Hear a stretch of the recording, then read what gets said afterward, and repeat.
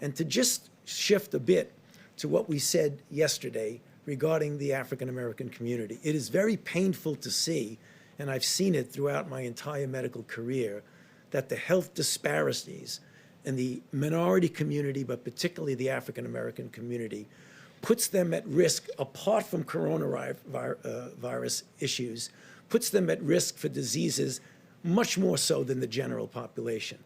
The double whammy that you suffer now is when you have this terrible virus, which essentially preys in its ultimate deleterious effects on people with those underlying conditions.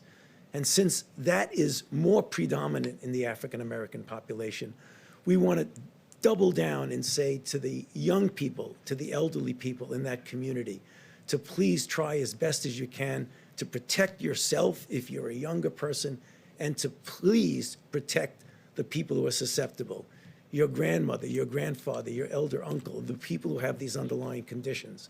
Because we are not going to solve the issues of health disparities this month or next month. This is something we should commit ourselves for years to do.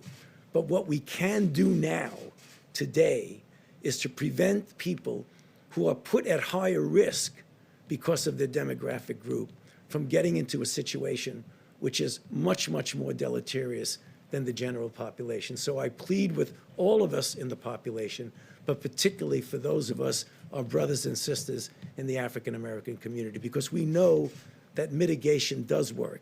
The reason we know it works is the question that was asked about the numbers, that why they came down, or the projections.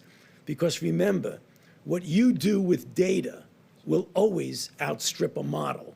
You redo your models depending upon your data. And our data is telling us that mitigation is working. So again, as Dr. Berg said, keep your foot on the accelerator, because that's what's going to get us through this.